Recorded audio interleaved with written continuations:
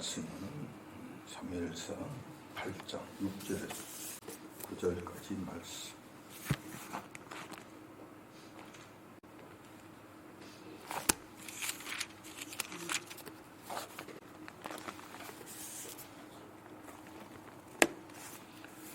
자신을 알고 제가 받들어 봉독하겠습니다.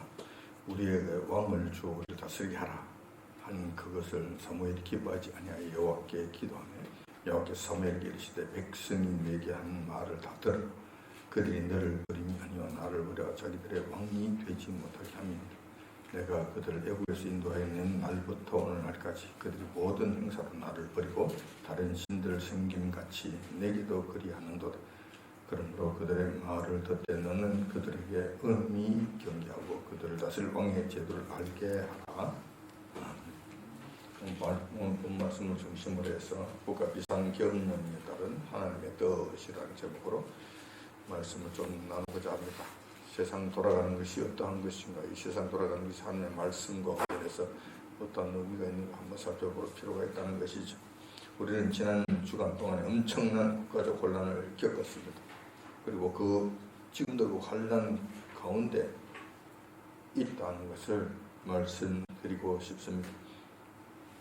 이런 것을 우리가 모두 다 경험하고 있다는 것이, 나이가 좀 된 분들은 지난 1980년도 국가 비상사태를 경험한 바가 있어서 조금은 익숙하다고 할 수 있을 것입니다. 하지만 대다수 우리 후손들, 신진 세력들, 신진 세대들에게는 아주 생소한 경험이었을 것으로 보입니다. 지난 12월 3일 여러분들이 잘 아시는 바와 같이 화요일 밤 10시에 윤석열 대통령께서 국가 비상경영을 발령한 것입니다. 그러다가 6시간 만에 새벽 4시경에 비상경영을 해제하는 국가적 사태가 일어났던 것입니다. 윤 대통령이 국가 비상경영을 선포하게 된 것은 각계각층, 국내의 각계각층에서 활동하고 있는 좌익 세력들을 일망타진하기 위한 것이라고 밝혔습니다. 하지만 이러한 비상경영이 소기의 목적을 달성하지 못한 채 6시간 만에 반대 세력들에 의해 좌절됨으로 인해서 그 후유증이 엄청날 것으로 예상됩니다. 당연히 윤석열 대통령은 지금부터 식물 대통령이 되어서 자리만 지키다가 임기가 종료될 것으로 예상이 됩니다. 그것도 일이 잘 수습되고 별다른 부작용이 없을 때 이야기입니다. 없을 때, 최상의 상태가 됐을 때 이렇게 된다.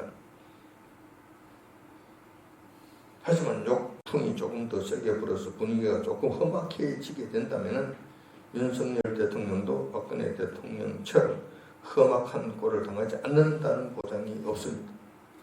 지금부터 피해 보복의 대잔치가 벌어진다는 거예요. 그냥 가만 놔두겠는가? 가만 놔두지 않는다. 저들은 아주 잔인합니다. 저들은 아주 잔인해요. 그리고 그들에게 대항하는 세력이 있다 할 것도 아주 그냥 끝까지 보복하는 그런 독한 시민들을 갖고 있어. 배후에 사탄이 있기 때문에 사탄의 습성을 그대로 물려받아 그대로 행동하는 것을 보게 되는 거예요. 가만히 있을 것 같습니다. 절대 가만히 있지 않습니다. 이걸 국가 비상경영 발동을 법이 정하는 바에 따라서 합법적으로 모든 것이 이루어졌고 합법적으로 종료를 했는데도 불구하고 그들은 국가 반란죄라. 누가 국가를 반란 죄를 지었는데, 누가 국가를 망하게 하는 그 죄를 지었는데, 나라를 팔아먹은 그 일들을 누가 했는데, 지금 윤석열 대통령 오히려 국가 반란죄로 뒤집어 씌워서 합법적으로 했는 모든 일들을 국가적 반란죄, 반역죄로 다스리겠다고 이렇게 서슬이 시무렇게 하는 모습을 지금 보이고 있다는 거예요. 어제 간신히 탄핵만은 막았습니다. 탄핵만은 겨우 막았습니다. 자, 이것으로 다 된 걸로 생각하십니까? 이것으로 끝났다고 생각하십니까? 천만의 말씀. 그것은 지금 시작도 아닙니다. 지금 시작한 것도 아니에요. 울림부터 한번 보세요. 피해 보복의 대잔치가 벌어질 것이다. 그냥 가만 내버려 두지 않는다. 이 관련된 사람들 다 잡아 그냥 줄이를 틀 겁니다. 아주 잔인하게 보복할 겁니다. 그래서 군인들도 겁을 먹는 거예요. 장군들도 겁을 먹는 거예요. 말을 한마디 제대로 못하는 거예요. 벌벌벌벌 떠는 거예요. 누구 하나 그 사람을 지켜줄 사람이 없으니까, 누구 하나 그 사람을 돌봐줄 사람이 없으니까, 그들도 장군이라 하지만 인간인 이상 그 시살 때문에 시장 잡혀보다 못한 그 시원하지도 않다는 그 더러운 인간 앞에 절절절절 맨단 말이야. 절절절절 맨다.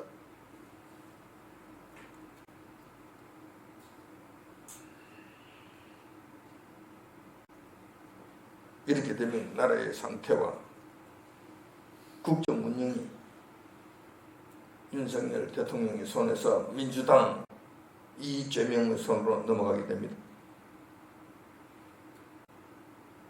그렇게 되는 순간 이 나라 대한민국은 완전 패망의 길로 들어가게 됩니다. 경제는 폭망하게 될 것이고 외교는 친북, 친중국화됨으로 인해서 나라와 안보 자체가 크게 위협받게 될 것입니다. 더 나아가서 이재명 무리들은 문재인보다 더 지독한 면이 있었어요. 무조건 차별금지법을 통과시킬 것입니다. 그렇기 때문에 더 이상 기독교가 이 땅에서 자유롭게 예배를 드리지 못하게 될 것이며 이재명을 극도로 싫어하고 반대했다는 이유로 이 땅의 기독교를 노골적으로 박해할 것이 예상됩니다. 평소에 하는 짓을 보세요. 주변에 있는 사람들 좀 마음에 안 들면 다 자살했다는 형식으로 전부 다 자살 당하게 하는 이런 일들 행했잖아요. 주변에 걸리는 것만 다 죽여버려요. 보고 있잖아요. 그가 얼마나 잔인하고 얼마나 지독한지. 그가 지금 대권을 털어지고 있답니다. 이제 이재명이 말을 거기 갈 사람이 누가 있냐. 한동훈도 그 앞에 가서 꼬리를 흔들고 지금 난리도 아니잖아. 이재명을 잡아서 지금 무슨 법의 심판을 한다고 누가 합니까? 누가 하겠냐고.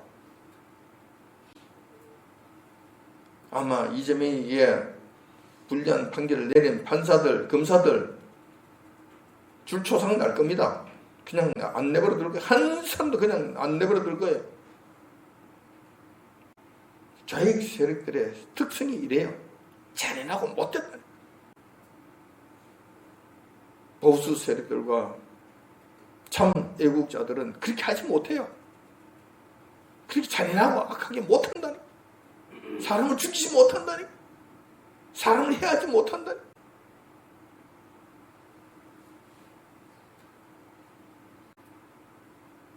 만약에 보수 우파 국민들이 대거 일어나 이재명을 무너뜨리려고 한다면 이게 무너뜨려질 것인가? 절대 그렇지 않습니다. 공권력으로 무자비하게 탄압할 것이 예상이 됩니다. 그들은 국가 공권력이 윤석열이가 보낸 국가 공권력에는 악착같이 저항합니다. 폭력으로 대항합니다. 경찰들을 잡아서 오히려 그냥 때려 부수고 화이병으로 경찰차를 그냥 불태우고 난리도 아닌 짓들을 하죠. 저는 현장에 가 있었기 때문에 합니다. 현장에서 봤어요. 난장판도 그런 난장판이 아니에요. 경찰들이 지금 도망을 간다. 근데 만약에 보수 우파가 그렇게 한다. 그들이 공권력을 동원해서 보수 우파들이 그렇게 하도록 내버려 둘 줄 알아요? 아주 갈아버리면 뭉개버립니다. 아주 죽여버린다니까. 그러니까 못해요. 보수 우파들은 그렇게 공권력에 대항을 못한다니까.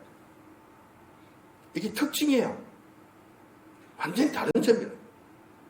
그래서 보수 우파들이 아무리 많이 모여서 광화문에서 소리 치르고 반대를 외친다 하더라도 공권력에 의해서 무자비하게 무너지게 될 거예요. 절대 그들은 못 이깁니다. 박근혜 대통령 탄핵 그 무렵에도 200만 명이 모였잖아요. 저는 현장에 있었기 때문에 사람이 인산인해요. 너무 많은 사람들이 모여서 문재인 하야라고 나가라고 소리쳐도 꿈쩍도 하지 않아요. 꿈쩍도.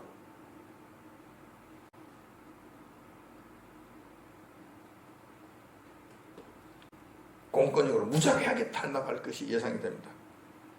그런데 이것이 너무 지나쳐서 백성들이 90%, 95%가 일어나서 그냥 완전 뒤집어 엎게 되면 그들이 어떻게 할 것 같은가? 그렇게 되면은 공권력으로도 안 될 것 같으면 어떻게 할 것 같은가? 나라를 북한 김정은이나 중국 시진핑에다 갖다 팔아 넘겨버릴 것. 그렇게 해서라도 자기 안위를 도모할 거예요. 지만 살면 그뿐이에요. 팔아 넘기고 지는 그래도 목숨을 부지하고자 하는 그런 일들을 서슴지 않고 할 것입니다. 한마디로 요약하자면 이재명이 이 나라 대한민국에 대한 절대적인 권세를 쥐게 될 것이 예상이 된다.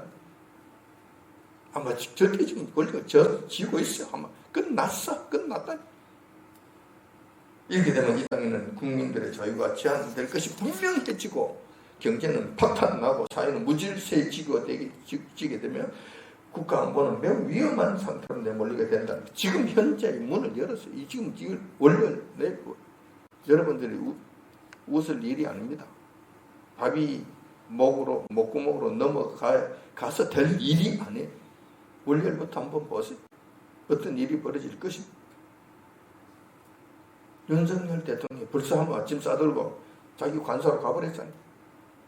더 이상 나는 이상 간섭하지 않겠다고. 당에게 맡긴다. 윤석열이가 이제 한동훈이한테 맡긴다. 한동훈이는 이재명이한테 맡긴다.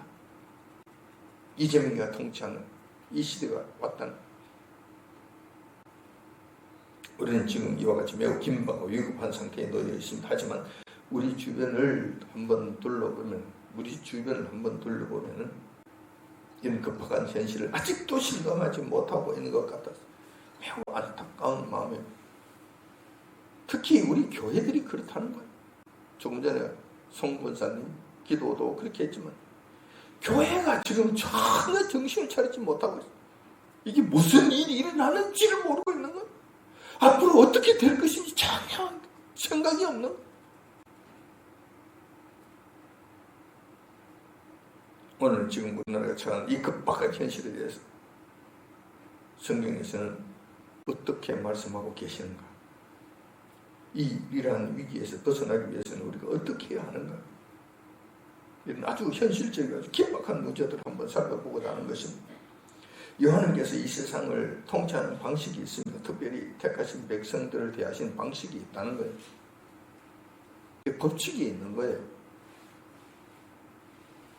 네, 우리가 먼저 확실히 알아야 될 것은, 분명히 알아야 될 것은, 요한님께서는 이 세상을 창조하신 분이시기 때문에 하나님의 주권이 절대적이라는 것입니다. 그 어떤 것도 하나님의 주권에 벗어나는 일은 있을 수 없다.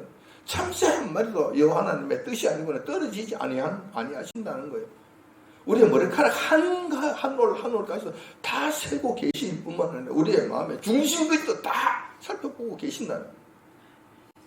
이 점을 여러분 확실히 아시기 바랍니다.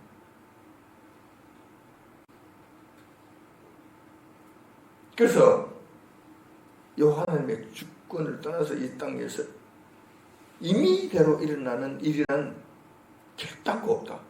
절대로 없다는 것입니다.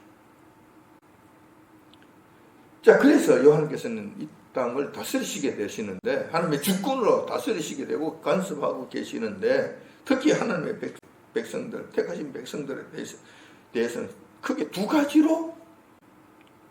가지 방식으로 다스리신다는 거예요. 한 가지는 적극적으로, 직접적으로 개입하시고 간섭하시는 방식입니다. 그리고 단 한 가지 방식은 마지못해 허용하는 방식이라는 거예요. 이 두 가지 방식으로 대표적으로 말씀드리자면 좀 더 구체적으로 몇 가지 더 이야기할 수 있지만 복잡하게 이야기하기보다는 우선 두 가지로 우리가 살펴볼 수 있다는 거예요. 그래서 요한님께서 기쁘게 허락하시는 일이라면 별 문제가 없습니다. 그러면 잘 돼요. 형통하게 돼요. 행복해요.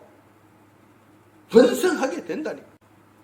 자, 그런데 이 길로 가면 별 문제가 없는데 요한님께서 마지못해 허용하시는 문제라면 이거는 문제가 된다는 거예요. 그런 문제라면 문제가 된다는 거예요. 그것도 허용하시는 것이 마지못해 허용하시는 수준을 넘어서 요한께서 거의 포기하시는 상태, 아이고 난 모르겠어. 그리고 거의 포기하는 상태가 되면은, 이런 수준이 되면은 그 부작용은 아주 심각하다고 봐야 할 것입니다. 요한께서 막으실 때는 그만한 이유가 있으시잖아요. 요한께서 못하게 하실 때는 그만한 충분한 이유가 있잖아요. 우리의 유익을 위해서, 당신의 때까지 백성들을 위해서 일들을 하시는 것인데, 이 백성들이 말을 듣지 않고 부득부득 우긴단 말이에요. 부득부득 우긴. 마치 어린아이들이 칼을 가지고 놀겠다고 칼을 달라고 그런단 말이에요. 어느 부모가 그 어린아이가 칼을 가지고 놀겠다고 그걸 달라고 그런다고 그걸 주는 부모가 누가 있겠어요? 안 하지. 가지고 그거 하면 안 돼. 다쳐. 큰일 나. 안 돼. 못하게 막으시기. 근데 어린아이가 때를 쓰고 울고 구불고 막 난리를 치는 난리. 나는 죽어도 좋으니까 해달라는 거야. 그래서 어떤 경우는 부모가 알았어. 한번 네가 혼나봐야 돼. 줘버리는 어떻게 될 것 같아요?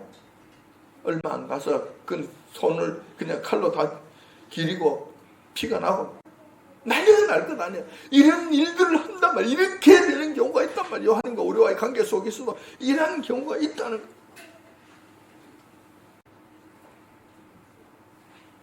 그렇게 이렇게 심각한 문제가 이루어지게 된다는 거야. 문제는 요한께서 손해를 보시는 것이 아니라 우리 인간 측에서 심각한 혼란, 어려움과 곤란과 고통이 찾아오게 된다는 것. 우리가 여호와의 뜻을 어기면서 고집을 부리면 고집을 부릴수록 우리만 괴롭게 된다. 우리만 고통 속에 빠지게 된다. 근데 여호와께서도 막 다 이러시고 이렇게 하지 말라고 기다리시고 만류하시고 하시다가 어느 순간 되면 하나님께서 알았어 네 마음대로 해봐 하실 때가 있단 말이야. 이게 문제라는 거예요. 이게 문제라는 거예요.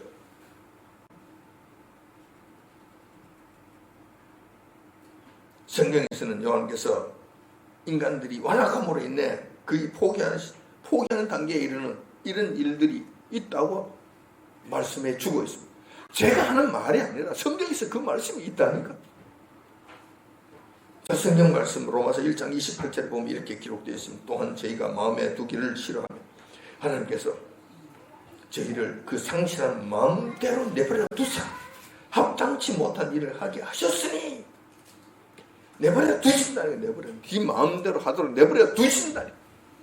왜? 저희가 하나님을 마음에 두기를 원치 않고 하나님의 명령을 듣기를 거부하기 때문에 완악하게 덤벼들고 완악하게 때를 쓰고 지독하게도 대적하고 하니까 하나님께서 어느 순간이 되면 마음대로 내버려 두신다. 내버려 두신다.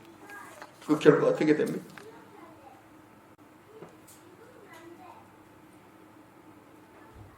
그 상실한 마음대로 내버려 두는 순간 인간은 급속도로 타락의 길로 들어서게 되고 성적으로는 동성애 또 도덕적으로는 파산하는 모습으로 변하게 된다는 생지옥을 만들어 간다는 이야기예요. 스스로 사람이 살 수 없는 생지옥으로 만들어 간다는.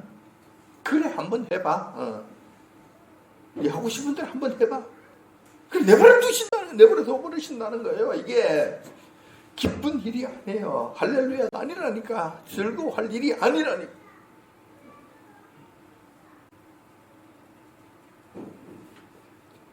또한 구약에 보면 민수기 14장 28절에도 이런 말씀이 기록되어 있습니다. 그들에게 이르시기를 여호와의 말씀에 나의 삶을 가리켜 맹세하노라. 너희 말이 내 귀에 들린 대로 내가 너희에게 행하리니. 자, 이 무슨 말씀입니까? 가데스 바네아에서 12정탐꾼이 올라갔다 왔잖아요. 10명의 정탐꾼은 우리 가면 그 바로 죽는다.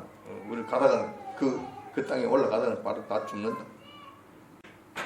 여호수아와 갈렙만 우리는 가면 우리가 이긴다. 그런데 백성들이 여호수아와 갈렙의 말을 듣지 아니하고 지금 10명의 정탐꾼들이 하는 거짓 정보에 좀 더 마음이 가게 됩니다. 그래서 하나같이 울고 저녁마다 밤새도록 울고 주님 앞에 그냥 똘똘 굽으면 새 난리를 치는 거예요. 하나님께서 우리를 애굽에 우리가 죽을 곳이 없어서 이끌어내가 이 광야 땅에서 다 죽게 하려고 하시느냐? 하나님께서 우리 죽일 곳이 없어서 광야로 끌어나와서 여기서 다 죽게 하시느냐? 이 난리를 친 거예요. 하나님께서 밤새도록 떠들어대는 그들의 소리를 들으시다가 결론을 내서 알았어. 너희들이 요구하는 그대로 해줄게. 이 땅에서 죽고 싶다 이거지. 죽도록 해줄게. 그 순간 그들은 광야 40년 동안 뺑뺑이를 돌면서 20세 이상 된 모든 정신이 있는 자기 스스로 판단할 수 있는 능력이 있는 모든 사람들을 그 자리에 이 광야에서 사그리 전부 다 죽여버렸습니다. 모세까지도 예외 없이 다 죽여버렸습니다. 여호수아와 갈렙 두 사람만 제외하고 모두 다 죽는 엄청난 일이 일어나게 된 거예요. 우리 인간들이 이 하나님의 뜻을 어겼을 때 잘되면 얼마나 좋겠습니까마는 그때마다 큰 문제를 일으킨다. 완악하게 그럴수록 그 화는 더 크게 당하게 된다는 거예요. 이걸 조금 전에 봉독해 드렸던 본문의 말씀도 여기와 맥락을 같이 합니다. 이 본문의 말씀은 사사시대 말기에 사무엘이 사사로서 이스라엘을 다스리던 그 시대 때 일어나는 사건이잖아요. 여러분들이 잘 아시는 내용들입니다. 이제 사무엘이 나이가 많아서 사사의 직분을 그만두게 되죠. 그리고 그 이 직분을 두 아들에게 물려주게 됩니다. 그러나 사무엘의 두 아들들은 사무엘과 달라서 사사로서의 직분을 잘 감당하지 못했습니다. 다시 말해서 돈을 좀 밝히고 또 재판을 할 때 돈 받고 좀 억울한 재판을 하기도 하고 이런 일들을 행했다는, 물론 잘한 것은 아니죠. 그러자 장로들이 들고 일어나서 사무엘에게 찾아옵니다. 그리고 항의를 하지요. 항의의 내용은 두 가지. 하나는 당신의 두 아들들이 비리가 심합니다. 권력형 비리가 심합니다. 없을 수 없잖아요. 인간이 하는 일에 있어서. 그래서 이 부분에 대해서는 당신께서 좀 아들들을 좀 다스려 주셨으면 좋겠습니다. 안 그러면 당신이 좀 고문이 돼서 이 일을 조금 더 간섭해서 친히 좀 더 다스려 주셨으면 좋겠습니다. 이런 식으로 나갔으면 좋겠는데 그렇게 한 것이 아니라 이것을 빌미로 해서 우리에게 세상 나라처럼 인간 왕을 주어 우리를 다스리게 해달라고 요청을 했던 것입니다. 다 필요 없고 우리도 왕을 줘서 왕으로 하여금 우리를 다스리게 해달라고 요청을 했다는. 지금은 사사제도는 하나님께서 친히 다스리시는 신정체계잖아요. 세상의 인간 역사 속에서 딱 한 번 이스라엘 땅에서 340여 년 동안 있었던 그 체계, 정치체계예요. 하나님께서 친히 다스리시는 그 정치체계였다니까. 딱 한 번 그때만 있었어요. 근데 이것도 하나님께서 친히 다스려 주시겠다는 이것을 싫다는 세상 나라처럼 우리는 하나님 백성이고 하나님 나라라야 되는데 하나님께서 통치하시는 하나님의 나라가 되어야 될 텐데 그들은 필요 없다는, 우리도 세상 나라처럼 하겠다는, 하나님 나라 안 하겠다는, 하나님이 우리 다스리기 싫다는 거예요. 왕이 우리로 다스리게 해달라는 요청을 했다는. 이것을 너무 강력하게 요구를 하는, 한 번, 두 번도 아니고. 이 문제를 두고 사무엘은 밤을 새워 여호와님께 기도합니다. 그리고 친히 응답해 주시기를 간구했습니다. 그러자 여호와님께서는 사무엘에게 이렇게 응답해 주십니다. 그들이 자신들의 왕을 세우는 것을 그렇게 원한다면 들어줘라. 이제는 들어줘라. 이제 나도 지쳤다. 하고 싶은 대로 하도록 내버려둬라. 그들이 말하는 그 말대로 이루어지도록 해줘라. 그들이 왕을 요구하는 것은 너 사무엘을 너를 싫어해서 라기보다는 나 여호와 하나님을 버려서 자기들의 왕이 되지 못하게 하려고 하는 것이다 라고 말씀하십니다. 요한께서 심히 고통스러워 하시는, 가슴 아파하시는, 심히 배신감을 느끼는 그 순간이었다. 백성들로 하여금 심히 큰 배신감을 느끼는 그런 상태가 됐던, 그 결과 그들이 잘 됐습니까? 사울이 다스리는 그 인간 왕인 사울이 다스리는 그 나라였을 때 그들이 잘 먹고 잘 살았습니까? 평화로웠습니까? 요한님이 다스리시는 그 사시대보다도 더 나았습니까? 그렇지 않잖아요. 엉망진창이 돼서 다윗이 왕이 되기 전까지 완전히 경제 파탄, 국가 안보 파탄 상태에서 그들이 엄청난 고통을 경험을 했었잖아요. 이 지경을 자초했다는 거예요. 이때 요한님의 섭섭하신 마음은 호세아서에 아주 잘 기록되어 있습니다. 호세아서에서 이게 기록되어 있어요. 참 희한한 일이지만 하여튼 그래요. 호세아서 13장 10절 11절에 보면 그때 요한님의 마음을 기록해 놓은, 말씀해 놓으신 이 장면이 나옵니다. 호세아서 13장 10절 11절에 보면은 전에 너가 이르기를 내게 왕과 왕백들을 주소서 하였느니라.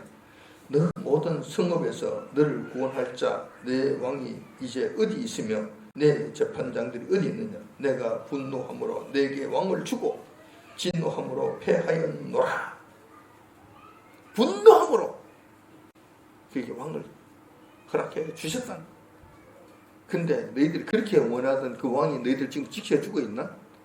너희들이 그렇게 원하는 재판장들이 지금 너희들 재판해 주고 있나? 어디 있나? 어디 갔나? 어디? 지금 너희들 지금 어떤 상태가 어떤 상태야? 아수르에서 완전히 멸망당한 거 아니야? 완전히 패망당해서 흔적도 없이 사라진 것도 아니야. 꼴 좋다 그래. 너희들이 왕을 달라고 하더니만 그 왕이 너희들을 지켜주더냐? 과연 지켜주더냐? 라고 말씀하시는 거예요. 이 말씀을 통해 보더라도 여호와께서 당신이 원하시는 일이 아니라 하더라도 백성들이 극성스럽게 요구하면은 그대로 허용해 버리신다는 것입니다. 자, 그렇다면 지금 조국 대한민국에서 일어나고 있는 국가적 위기 사태는 어떻게 될 것일까? 같은 원칙입니다. 여호와께서 다스리시는 방식은 항상 같아요. 어제나 오늘 동일하시기 때문에 같아. 예상이, 그러니까 우리는 예측이 가능하고 어떻게 하면 되는지도 알아요. 그래서 우리가 믿음을 가질 수 있는 거잖아요. 그래서 우리가 여호와님 앞에 항상 소망을 가질 수 있는 것이잖아요. 여호와님을 믿고 따를 수 있는 것이잖아요. 항상 같기 때문에 변하지 않으세요. 윤석열 대통령이 발령한 국가 비상계엄령과 관련된 일련의 문제들이 앞으로 어떻게 진행될 것인가, 앞으로 어떻게 해야 될 것인가 하는 문제들을 한번 살펴보자는 것입니다. 결론적으로 말씀드리자면 우리 앞에는 두 가지 선택 길이 놓여 있습니다. 아직은 그렇다. 아직은. 하나는 윤석열 대통령이 국가 비상계엄령을 발표하면서 밝힌 이 땅에서 활약하고 있는 모든 좌익 세력들을 시원하게 일망타진함으로써 이 나라를 다시 한번 세계 속에 뻗어나가는 번영된 나라로 만드는 길이 있고, 그 길이 있습니다. 아직도 있습니다. 다 시원하게 정리하고 나갈 수 있는 길이 있습니다. 그러나 다른 하나는 윤석열 대통령이 악한 세력들에게 오히려 공격을 받아서 식물 대통령이 되고 나라는 이재명이 다스리는 나라가 되어 완전 생지옥을 만드는 길이 있습니다. 이 두 가지 길이, 두 가지 길 중에서 지금 우리는 선택해야 됩니다. 미우나 고나 이렇든 저렇든 선택을 해야 됩니다. 어쩔 수 없이 두 길 중에 하나는 가게 될 거예요. 이것은 우리 민족이 선택해야 되는 것이고, 그보다도 더 중요한 것은 이 나라 교회가 선택해야 된다는 거예요. 이 나라 교회가. 왜냐하면 모든 것의 주권자 되신 여호와님께서는 그분의 귀에 들리는 대로 행사할 것이 예상되기 때문에 그래. 확실시되기 때문에 그래. 그것도 특히 이 땅의 교회들이 어떻게 요한님 앞에 부르짖느냐에 따라서 그들이 말하는 그대로 요한께서 행해 주실 것이라는 것입니다. 만약 이 땅의 교회들이 이재명이 잘하고 있잖아. 뭐가 문제야? 평안하게 해준다 그러잖아. 잘 살게 해준다 그러잖아. 그리고 지금 오히려 저 윤석열 같은 이 나쁜 인간들 전부 다 없애야 된다고 그러잖아. 잘 가겠지, 잘 되겠지, 별 문제가 없지. 그러니까 이재명이 가도록 해줘야지, 지금 잘하고 있네. 국가 반역 맞네. 반역을 했네. 반역했으니까 반역자들 잡아 다 없애야지. 그리고 떠들어 된다. 그렇게 해 주옵소서. 이 나라 평안을 허락해 주옵소서. 이런 식으로 해 주옵소서. 평안케 해 주옵소서. 그리고 난리를 치고 떠들어대고 화우성을 치면 여러분께서 귀에 들리시는 대로 해 주시겠다는, 그대로 해버리시겠다는, 그 길을 간다는 거예요. 그 길을 간다는 거예요.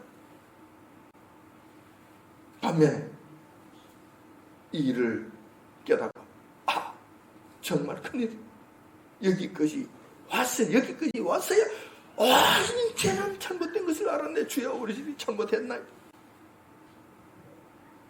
우리 송건사는 조금 전에 기도했던 것과 똑같은 현상이에요. 이걸 하면 된다는 거. 주님, 우리 죄를 용서해 주옵소서. 우리 잘못했나이다.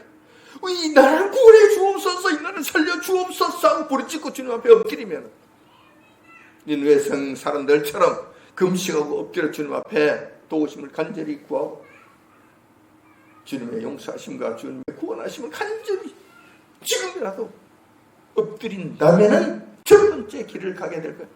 악한 세력들 일망타진해 주게 되실 것입니다. 지금 스모킹 건이 있잖아요. 스모킹이 확실한 게 있잖아요.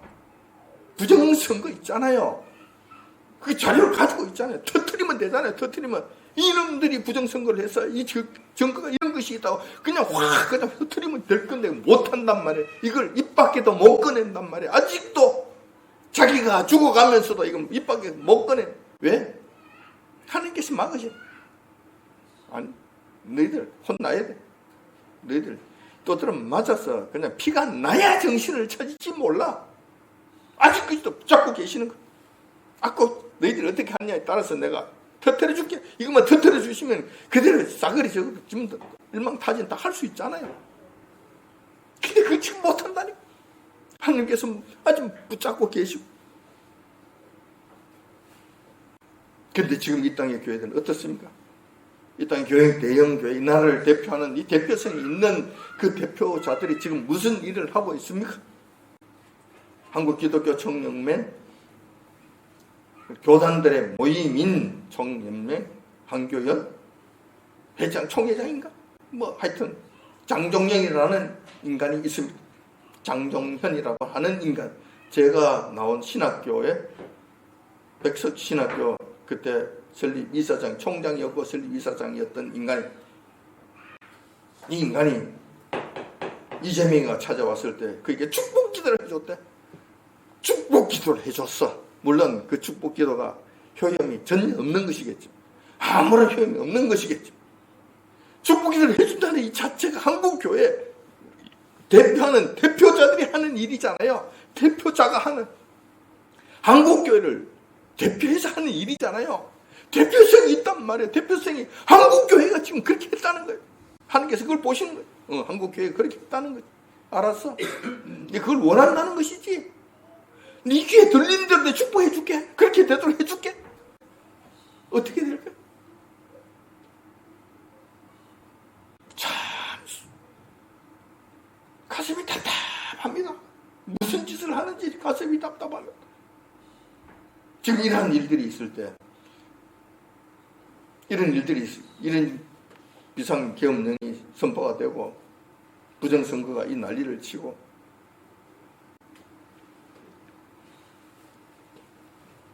여러 가지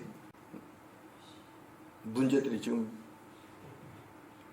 산적해 있는 상태에서 한국 교회들은, 큰 교회들과 한국을 대표하고 있는 한교총, 한기청, 한교연, 이런 단체에서는 성경사나 발령하지 않습니다. 말 한마디 하지 않습니다. 광화문에 나와서 한마디 이야기도 하지 않습니다. 전부 다 쥐죽은 듯이 조용합니다. 그리고 지금 한다는 것이 사랑의 교회 오정현 목사라고 하는 이 인간이 내년 10월 달에 WEA 총회를 개최하겠다고 공식적으로 떠벌리고 이제 공식적으로 준비 단계에 들어간 거예요. 거기에 지금 연령이 정신이 온전히 팔려 있는 거예요. 여러분들 분명히 말씀드립니다만 지옥의 문은 세 가지가 있습니다. 대문이 있고 중문이 있고 소문이 있어요. 지옥의 문, 이 땅에서 지옥의 문을 여는 거예요. 이 나라가 지옥의 문을 여는 거예요. 가장 큰 문 대문을 열었는데 그것이 바로 2013년도에 멕시코에서 일어난 WCC 총회를 개최한 거예요. 귀신을 초청해다가 공식적으로 지옥의 문을 대문을 연 일들을 행한 거예요. 얼마 전에 로잔대회가 했잖아요. 로잔대회는 지옥의 문 중에서 작은 소문을 열었는 거예요. 소문을 연 그 일들을 행하는 거예요. 여러분 선한 목자 교회 그 목사 아주 착해 보이고 예리예리해 보이고 정말 선하게 보이고 좀 지성인처럼 보이고 그래서 많은 성도들이 따르잖아요. 근데 조심하십시오. 그 자가 아니라 그 자가 그 이제 로잔대회를 앞장서서 그를 지옥의 작은 문을 열어 제쳤다니까. 작은 문을 열어 제쳤다. 그가 설교 한번 해서 올리면은 30만 명, 40만 명이 보고 그냥 따르고 난리도 안 해, 난리도 안 해. 근데 그 자가 지금 작은 문을 열은 로잔대회라고 하는 지옥의 작은 문을 열은 거예요. 자, 지옥에 중문이 하나 남았는데 이 중문이 뭐냐? WEA 행사였지. 그걸 내년에 10월달에 오정연이가 하게 돼. 나도 거기에 내가 그냥 가만히 있을 수 없지. 나도 한 달이 끼어야지. 그리고 오정연이가 지가 그거 하겠다는 거야. 자, 이 나라에 지옥의 문이라는 문 다 열어 제키겠다는 거예요. 이게 지금 정신이 팔려있는 그대로 될까? 마음대로 될까? 자기들 원하는 대로 될까? 하나님께서 니들 하고 싶은데 내 귀에 들리는 대로 내가 해주겠다. 한번 해봐. 니들 한번 해봐. 걔들이 세상이 될 것 같습니까? 그렇게 해서 자기들이 세상 속에서 세계 속의 최고가 되는 종교 지도자가 되어서 군림하고 싶은 죽을 때까지 하고 싶은 마음이 있겠지.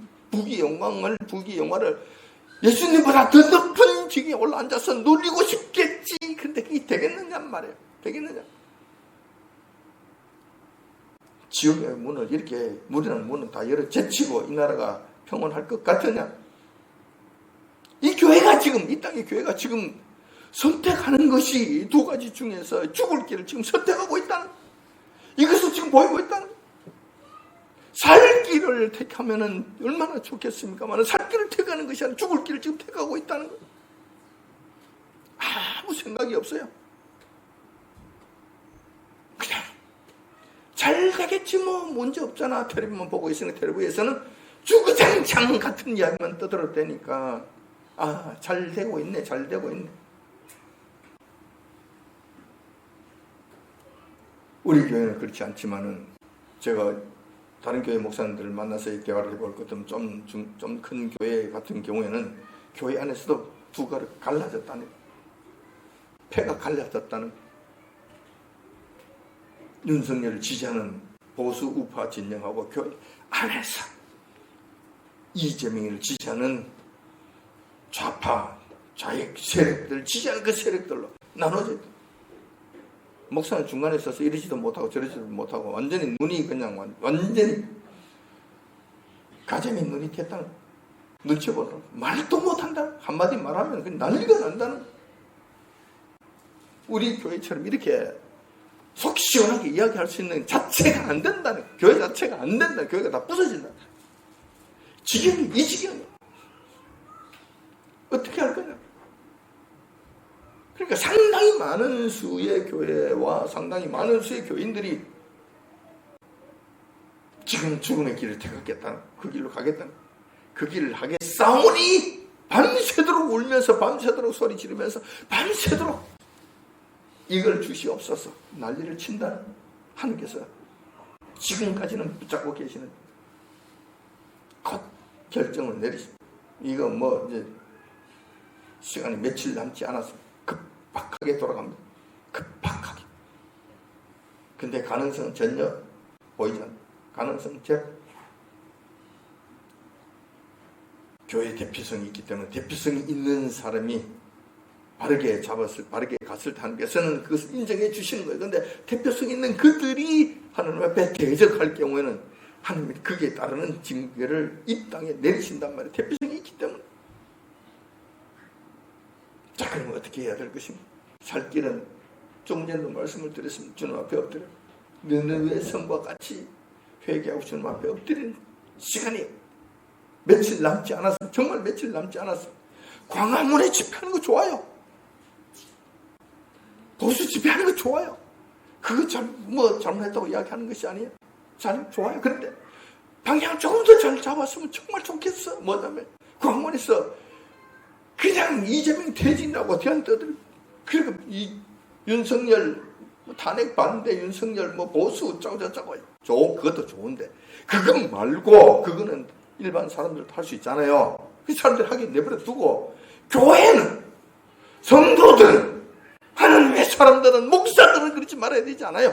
어서 광화문에서 엎드려. 땅바닥에 엎드려. 아스팔트 바닥에 무릎 꿇고 엎드려. 머리를 찢고 머리에 피가 나도록 머리를 찢으면서 기도해. 주님 앞에 살려달라고 기도해. 이 나라를 불쌍히 여겨달라고 주님 앞에 기도하란 말이죠. 그리고 우리 주님 앞에 저희들의 죄를 용서해달라고 그렇게 해서 엎드려 기도하란 말이에요. 눈물로서 통곡으로 주님 앞에 가르란 말이에요. 그러면 그나마 우리 주님께서 우리 죄를 용서해 주시고 이 땅을 악에서부터 구원해 주실지 누가 아느냐 말이에요. 가능성이 있다는 거예요. 이 길을 가야 된다는 거예요.